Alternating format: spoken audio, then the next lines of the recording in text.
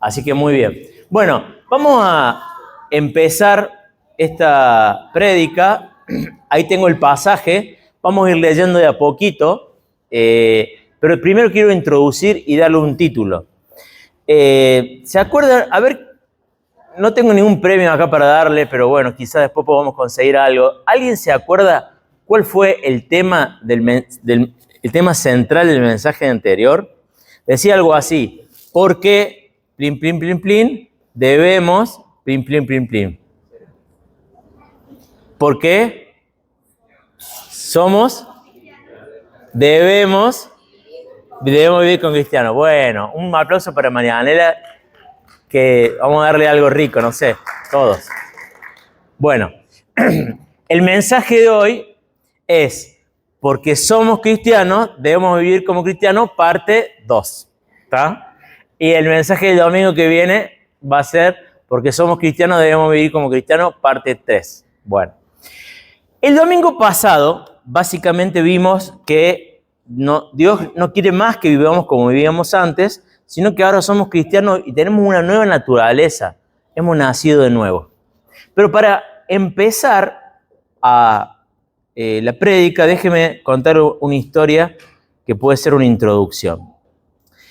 Imagínense, esta historia seguramente muchos matrimonios acá pueden decir: esto nos pasa a nosotros. La mujer, luego de decirle muchas veces al marido que se compre ropa nueva, lo convence y lo lleva al shopping. Bien, lo marea por todos los negocios, entra a probar la ropa y finalmente consigue esa ropa nueva. La cuestión es que este marido, tan cabeza dura, a pesar de que tiene la ropa nueva, sigue usando ¿qué? La ropa vieja, porque él es más cómodo, porque está acostumbrado, porque así somos los hombres, o por lo menos la mayoría. Bien, hay algunas buenas excepciones. Bueno, ahora, ¿qué sucede si nosotros como cristianos, a pesar de que tenemos esta ropa nueva, a pesar de que tenemos este corazón nuevo, todo esto que Jesús ha puesto en nosotros, queremos volver a vivir como vivíamos antes, a ponernos esa ropa vieja?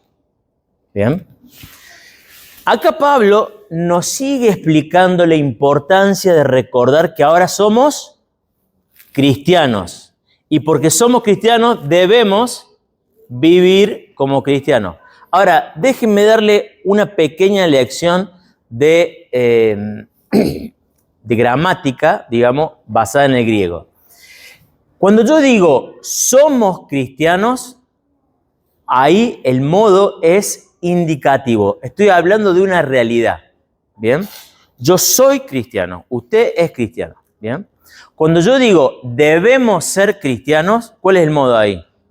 Es imperativo. ¿Bien? Es una orden. ¿Bien? Les voy a dar un ejemplo. A ver quién lo vamos a tomar de ejemplo. A José y al papá. ¿Cómo se llamaba, hermano, usted? ¿Me recuerda? Andrés. Qué lindo nombre. Andrés le dice a José: José, vos sos mi hijo, ¿no? Vos debés comportarte como mi hijo. ¿Está bien así? ¡Yo! Vamos, Andrés, todavía. Es un tucumano que habla inglés. Mirá vos qué nivel. Yes, of course. Para la próxima. Muy bien, Andrés. Bien. Entonces, hay una realidad. José es el hijo de Andrés. Por lo tanto, debe comportarse como el hijo de Andrés. ¿Bien? Ahora, es imposible que Diego o que yo nos portemos como hijo de Andrés porque, ¿qué pasa? Simplemente no somos hijos de Andrés. ¿Bien? Entonces, acá hay una realidad. Nosotros, esta lista que Pablo va a decir de cómo debemos comportarnos, está fundamentado en una realidad, en que nosotros somos cristianos. ¿Bien? Bueno, vamos a empezar leyendo. Dice, el versículo 25 dice: por lo tanto, dejando la mentira, hable cada uno a su prójimo con la verdad, porque todos somos miembros de un mismo cuerpo. Si se enojan, no pequen, no permitan que el enojo les dure hasta la puesta del sol, ni den cabida al diablo. El que robaba, que no robe más, sino que trabaje honradamente con las manos para tener que compartir con los necesitados. Eviten toda conversación obscena, por el contrario, que sus palabras contribuyan a la necesaria edificación y sean de bendición para quienes escuchan. No agravien al Espíritu Santo de Dios, con el cual fueron sellados para el día de la redención. Abandonen toda amargura, ira, enojo, gritos y calumnias y toda forma de malicia. Más bien, sean bondadosos y compasivos unos con otros y perdónense mutuamente, así como Dios los perdonó a ustedes en Cristo. Por tanto, imiten a Dios como hijos muy amados y lleven una vida de amor, así como Cristo nos amó y se entregó por nosotros como ofrenda y sacrificio fragante para Dios. Bueno, hasta ahí la lectura. Si habrá notado, hay una lista de cosas que no deben hacerse. Hay una lista de cosas que no deben hacerse. Ahora, acá hay una palabra clave que está en el versículo 25. Vamos a ver si me sale. Los dibujitos de la semana pasada me salió malísimo todo. Bueno, la palabra clave acá es por lo tanto. Por lo tanto, es una conjunción. Es algo que conecta la idea anterior con la idea que viene. Básicamente es, por lo tanto, ya que somos cristianos, ahora debemos vivir de una forma diferente. Ahora, déjeme de decirle, no sé si usted prestó atención, básicamente la lista es muy sencilla de todo lo que Pablo dice.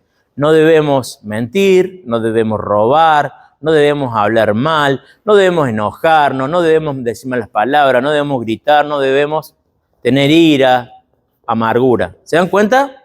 Bien. Déjeme decir una cosa, no se distraiga con ese pequeñín.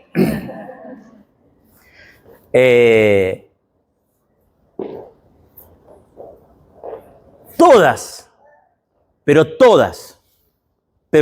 las religiones están de acuerdo con lo que Pablo dice acá. Ninguna religión, ni el Islam, ni el budismo, ni el hinduismo va a decir, miren, ¿saben qué? Hay que mentir, o hay que robar, o hay que decir malas palabras, o hay que... No. Ahora, ¿qué es lo que hace único al cristianismo? Es que todas estas reglas, o todo esto que se debe obedecer, no depende del hombre.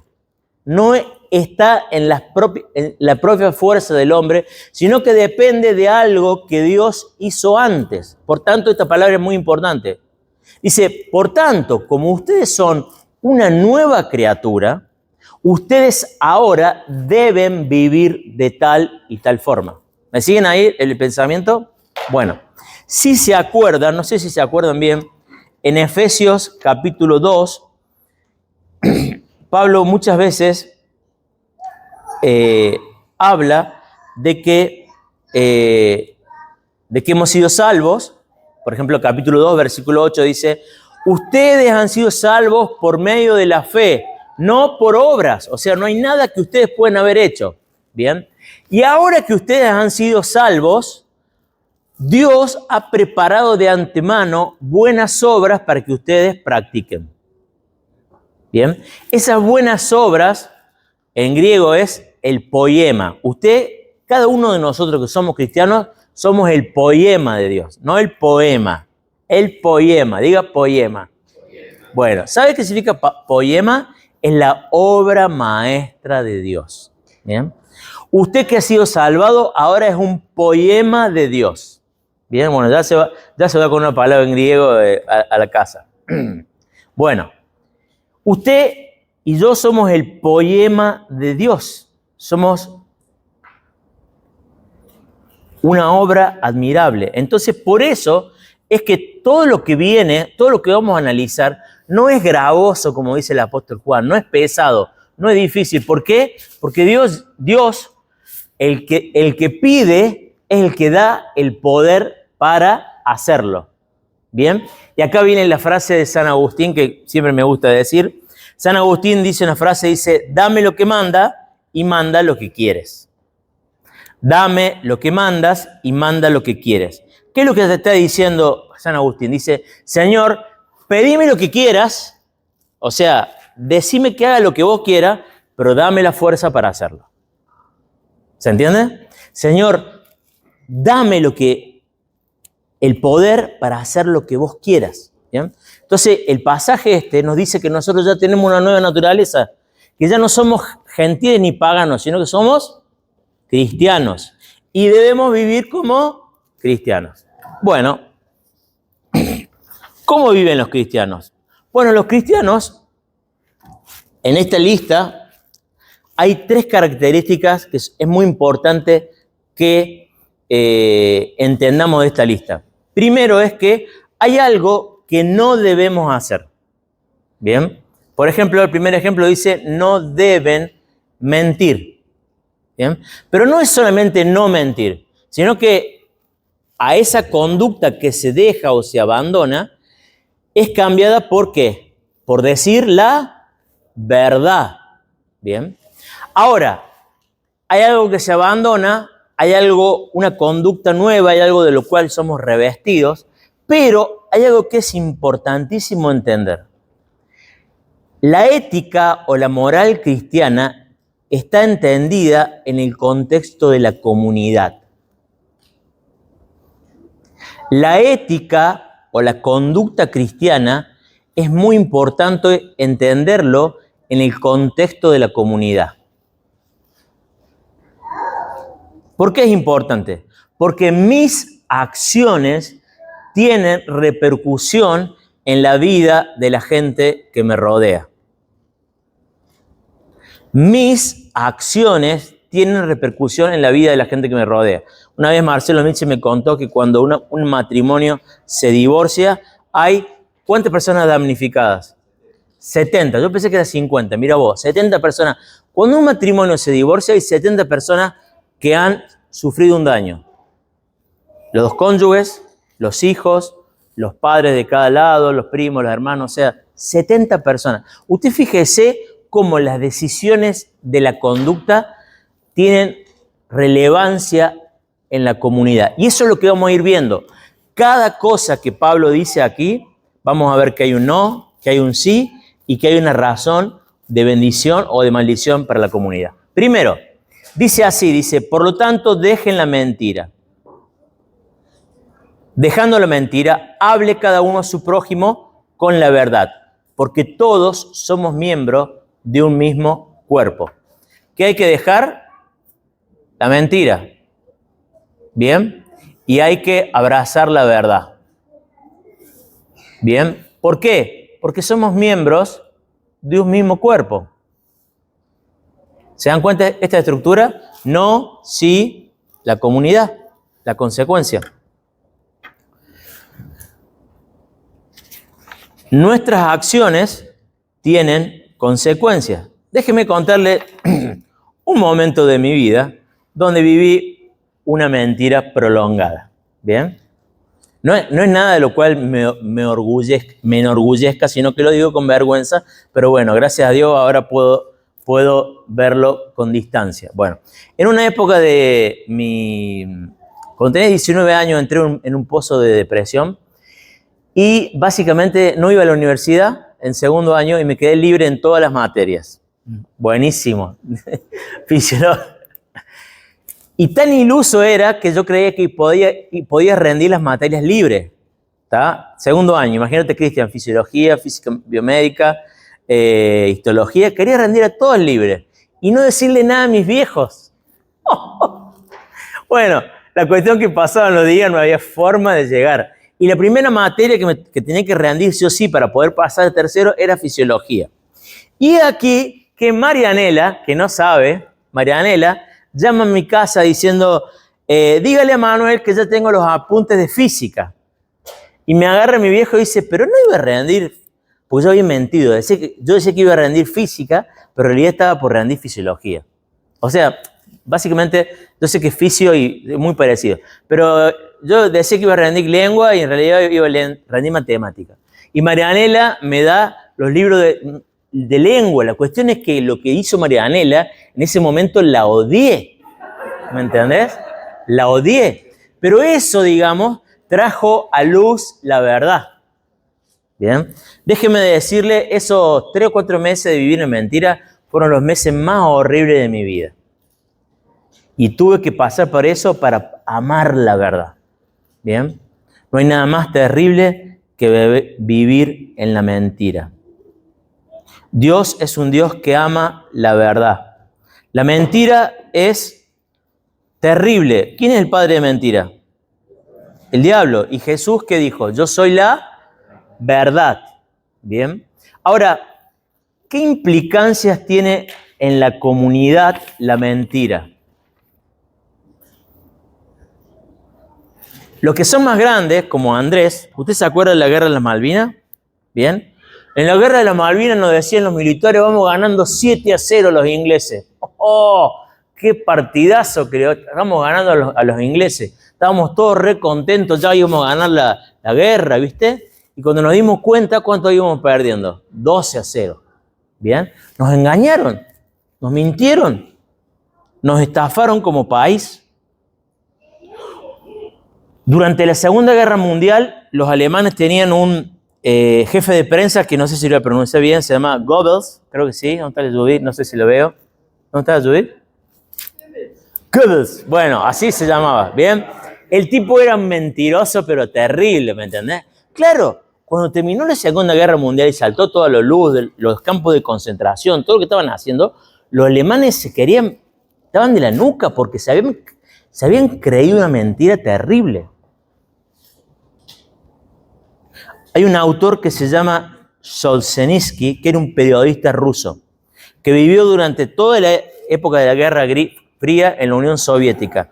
Y él dijo la verdad de lo que sucedía en la Unión Soviética, que era terrible. Y Solzhenitsyn tiene una frase que me encanta, dice, una palabra de verdad pesa más que el mundo entero. Lo voy a decir de vuelta, dice, una palabra de verdad pesa más que el mundo entero.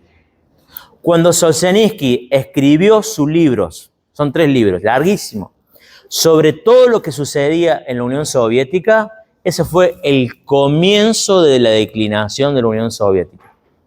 El libro lo escribió creo que por la década del 70 y la Unión Soviética colapsó en la década del 90. ¿Bien? Entonces, entendemos que la mentira tiene terribles efectos a nivel personal, pero a nivel comunitario. A ver, volvamos a mi ejemplo. Mi viejo no estaba muy contento cuando se enteraron de la mentira. ¿Está? Tiene terribles efectos la mentira. Ahora, yo te conté mi historia. ¿Cómo andas vos? ¿Cómo andamos por tu casa? ¿Estás más cerca de la mentira o más cerca de la verdad? La Biblia dice que esto lo podés solucionar o por las buenas o por las malas. Solucionarlo por las buenas es darte cuenta de que Dios es Dios de verdad, arrepentirte y pedir perdón. Solucionarlo por las malas es que Dios te traiga a alguien como Marianela que exponga tu situación. Créeme que es mejor solucionarlo por las buenas. Tenemos que dejar la mentira y hablar la verdad cada uno con nuestro prójimo. El pasaje que sigue nos habla acerca del enojo. Dice, si se enojan, no pequen. ¿Bien? No pequen. Quiero decir algo. Nosotros como cristianos debemos tener un lugar para el enojo, digamos, santo. ¿Bien? Ahora, ¿quién acá se destaca por ser un campeón en el enojo santo? Levante la mano. ¿Bien? Enojo santo es el ejemplo de Jesús cuando entró, por ejemplo, en el templo y vio que estaban robando y se recalentó, digamos, agarró el látigo y tiró todas las cosas de los cambistas y dijo, esta es la casa de mi padre, ¿qué hacen ustedes que están robando? ¿Me entendés? Pero ese era Jesús, ¿bien? Nosotros debemos imitar a Jesús. Pero nosotros en realidad lo que luchamos es con el otro tipo de enojo. Y lo que está diciendo acá el apóstol Pablo es que no debemos no debemos alimentar y cultivar el enojo. Si vos cultivás el enojo, si tenés pensamientos y empezás a rumiar, ¿saben lo que es rumiar? Pensamientos rumiantes son cuando vos, por ejemplo, así como la vaca que tiene múltiples estómagos, no sé cuántos estómagos tiene, pero tiene muchos, empieza a rumiar todo el día. Bueno, vos en tu cerebro empezás a decir, sí, porque me dijo esto y no me saludó, y ayer fue el cumpleaños de mi hijo y no le di un regalo. Me acuerdo que el año pasado, cuando entré por la puerta, lo saludó a Pedro, pero no me saludó a mí, y empezás a cultivar enojo, ¿me entendés? Y cuando te diste cuenta, tu corazón es una cloaca, ¿bien? Un pozo negro. Por eso dice, no debemos enojarnos. Dice, no permita que el enojo les dure hasta la puesta del sol. Déjeme decir una cosa, hay que tener cuidado con el literalismo de esto. ¿Qué significa el literalismo? O sea, ¿significa que te tenés que ir a dormir siempre con todas las cosas solucionadas? Bueno, de cierta forma, ese es lo ideal, ¿bien? Lo ideal es solucionarlo rápido, ¿tá? Pero no tenemos que tomarnos literal esto. Porque, por ejemplo, si vos vivís en Groenlandia y no se pone el sol durante 3 meses, significa que te podés tomar 3 meses para solucionar el problema, ¿tá? No es lo que Pablo está diciendo. Lo que está diciendo es que no debes cultivar el enojo. No tiene que ser un caldo de cultivo tu corazón. Y la razón, que es muy importante, gracias Martín, la razón muy importante es que cuando estamos muy enojados, le damos cabida ¿a quién? Al diablo, ¿tá? Un corazón enojado, amargado, iracundo, el diablo hace lo que quiere. Hace lo que quiere con esa persona.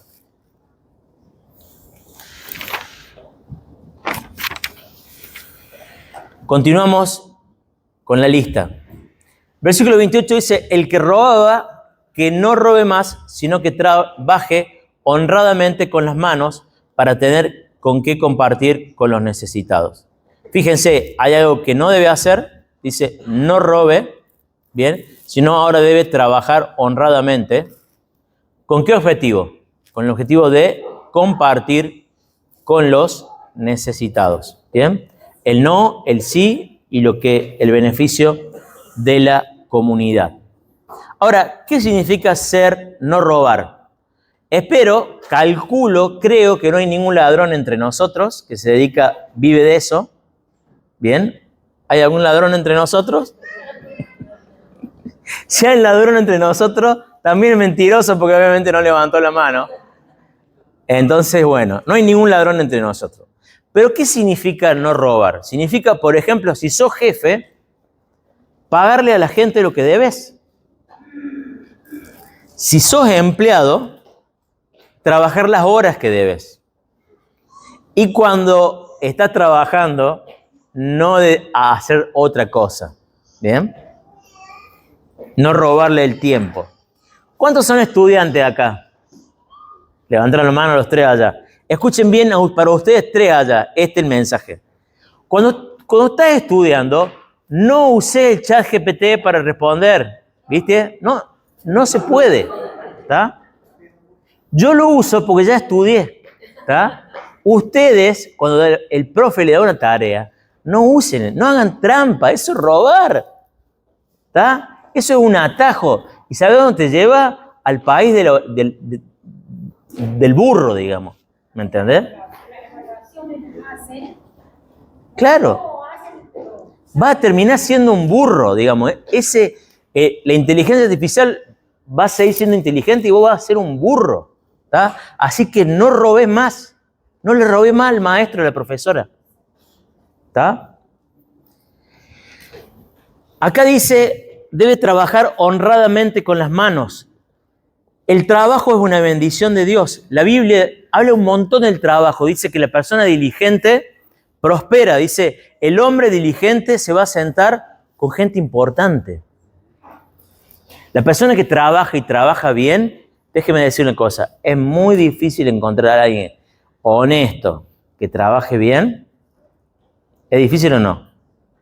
Cuando vos tenés un albañil honesto y que trabaje bien, agarralo, abrazalo y no lo dejes ir porque son muy pocos. ¿Tá? Nosotros, gracias a Dios, en nuestra congregación tenemos varios que están con mucho trabajo. ¿Bien? Bueno, puse el ejemplo de la albañilería, pero creo que en todos los oficios se da el ejemplo de que lamentablemente hay poca gente que trabaja bien y es honesta.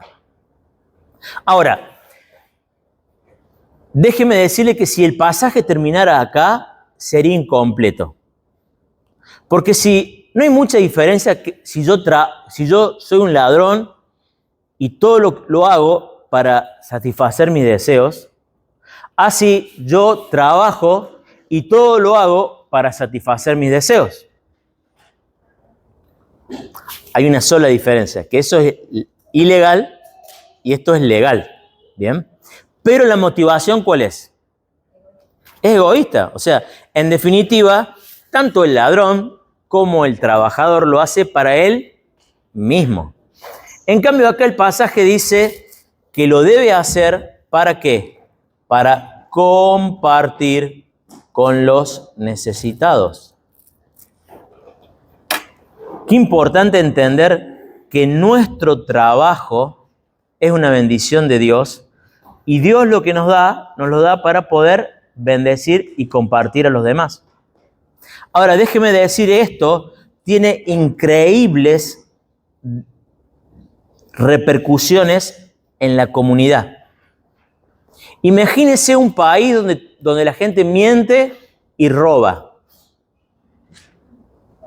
Imagínese un país donde la gente dice la verdad y trabaja honradamente y comparte. Yo sé que lo segundo es medio una utopía, es muy difícil encontrar, pero la realidad es que hay países que se parecen mucho donde reina la mentira y la corrupción. Los países en África son pobres por varias razones, pero una de las principales razones es porque son muy corruptos y porque hay una cultura del robo y de la mentira. Es casi un deporte nacional. Los países escandinavos, por ejemplo, hay una estadística que dice que es medio difícil de medir esto, pero uno de los países mejores para vivir es Finlandia o los países cerca de ahí. ¿Bien? ¿Por qué? Porque la gente dice la verdad, porque trabajan, porque las instituciones funcionan. ¿Bien? Bueno, creo que nosotros los argentinos tenemos una buena muestra de las dos cosas y ustedes saben las consecuencias que tiene la mentira y el robo. Vamos avanzando. Versículo 29 dice, eviten toda conversación obscena. Por el contrario, que sus palabras contribuyan a la necesaria edificación y sean de bendición para quienes escuchan. Aquí de vuelta, ¿no a qué? A la conversación obscena. Sí a qué? Aquello que contribuye, las palabras que contribuyen a la edificación, para ser de bendición a los que escuchan.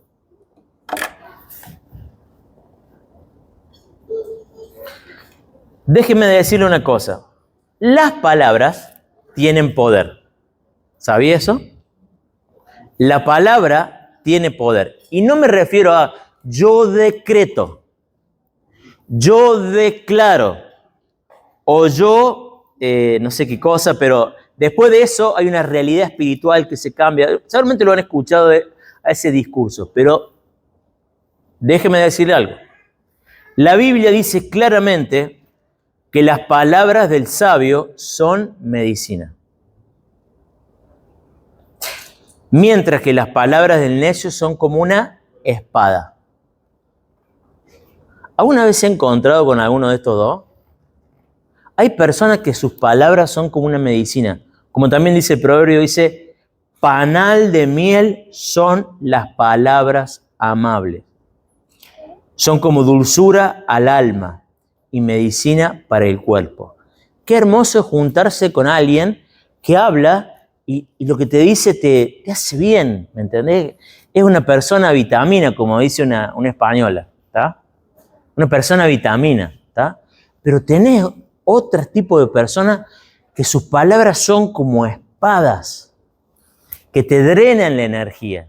Son personas tóxicas, diría otro autor cristiano. ¿Bien? Pablo acá dice, las palabras deben ser para edificar, para bendecir. O sea, cuando hablemos cosas que sean buenas.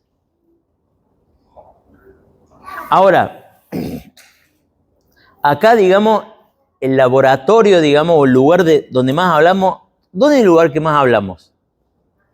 En la casa. Bueno, los hombres no es el lugar que más hablamos. El lugar que más hablamos es el trabajo. Cuando llegamos a casa, tu señora te pregunta cómo te fue. Bien.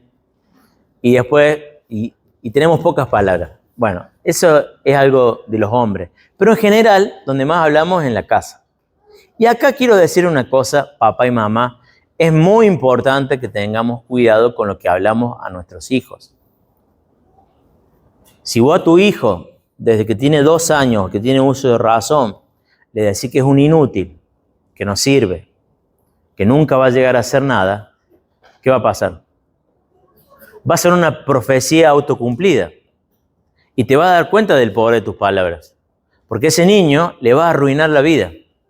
Con todo lo que le dijiste, le vas a arruinar la vida. Pero en vez, si vos a ese niño lo edificás y le decís, mira, ¿sabes qué? Sos un pecador, pero Jesús murió por vos. Y Dios tiene un gran plan para tu vida. Y Jesús quiere hacer esto y aquello, y lo animás. La vida de ese niño, te aseguro, va a ser totalmente diferente. Porque las palabras tienen poder, ya sea para edificar o para destruir. Pensemos bien qué palabras vamos a usar. ¿Qué palabras vamos a usar?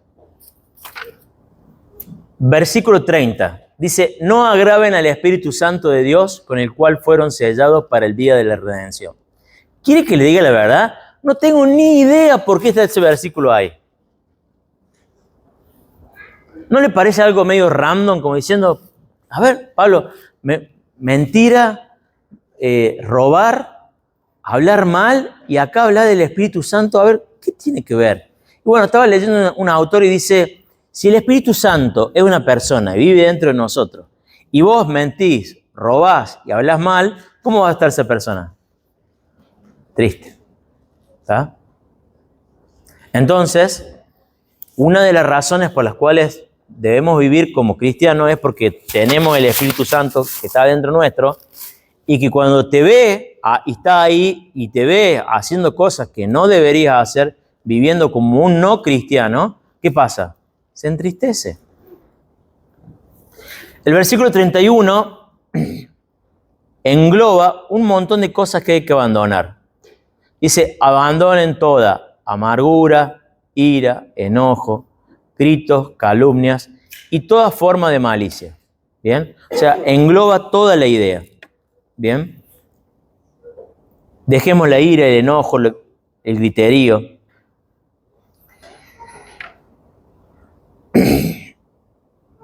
Es un poco la misma idea. Quería hablar un poquito, me olvidé un poquito del tema de los gritos. Cuando nosotros fuimos por primera vez padres, estábamos viviendo en Estados Unidos, ¿bien? Y estábamos viviendo, éramos re pobres, pero en Estados Unidos. Éramos muy pobres, pero muy pobres, debajo estábamos el nivel de la indigencia. Pero vivíamos con una familia que tenía mucha plata, que nos había dejado vivir con ellos. Bueno, la cuestión es que nosotros le gritábamos mucho a Juan Marcos. ¿Bien? Le gritábamos mucho. Y este hombre que era pastor también de la iglesia viene y nos dice, no hablen así.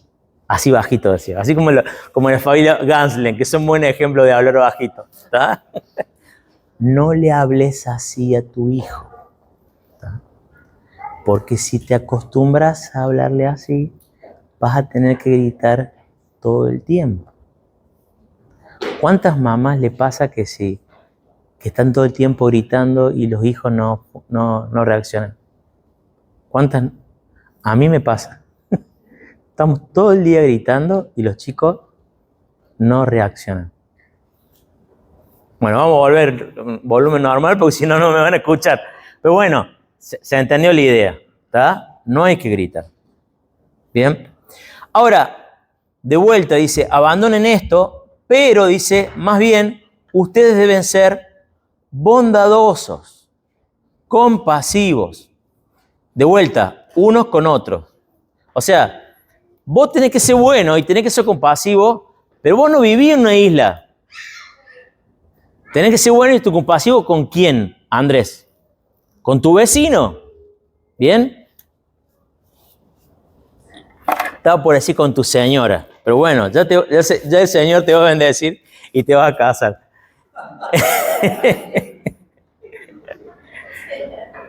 Hay que tener cuidado con las palabras. Bueno, más bien sea bondadoso y compasivo y perdónense mutuamente. Perdóname si te mandé al frente. Así como Dios los perdonó a ustedes en Cristo. ¿Bien? O sea, esto, digamos, es el día y la noche. ¿Bien? Deja la amargura, todas esas cosas malas y empezá a ser compasivo, a perdonar.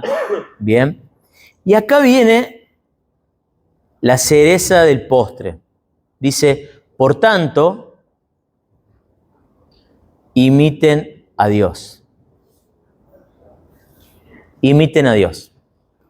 El otro día estábamos en un grupo pequeño y una de las hermanas, no voy a decir el nombre, no voy a meter la pata 2 veces, una hermana decía que luchaba con el perfeccionismo. ¿Bien? La verdad es que yo me sorprendí porque si hay algo que yo no lucho, es con eso. ¿Está? Pero bueno, hay algunos que sí, aparentemente. ¿Bien? Y a veces puede ser como una carga demasiado pesada que en la Biblia te dice que tenés que imitar a Dios. ¿Está? Imitar a Dios. Nada más y nada menos que a Dios. ¿Está? Ahora, a ver, ¿a quién le es fácil imitar a Dios? Levante la mano. Creo que ninguno, ¿no? Bueno, ahora, si imitar a Dios estaría en un vacío, digamos, sería difícil. Pero acá nos dice que nosotros somos sus hijos. De vuelta, ¿por qué José puede imitarlo a Andrés? Porque es tu hijo, ¿bien? Nosotros podemos vivir como cristianos porque somos cristianos. Podemos imitar a Dios porque somos hijos de Dios. Y podemos vivir una vida de amor, así como Cristo nos amó y se entregó por nosotros como ofrenda y sacrificio fragante para Dios. Última reflexión sobre esta última idea, el amor. El amor es la virtud más excelente, dice el apóstol Pablo.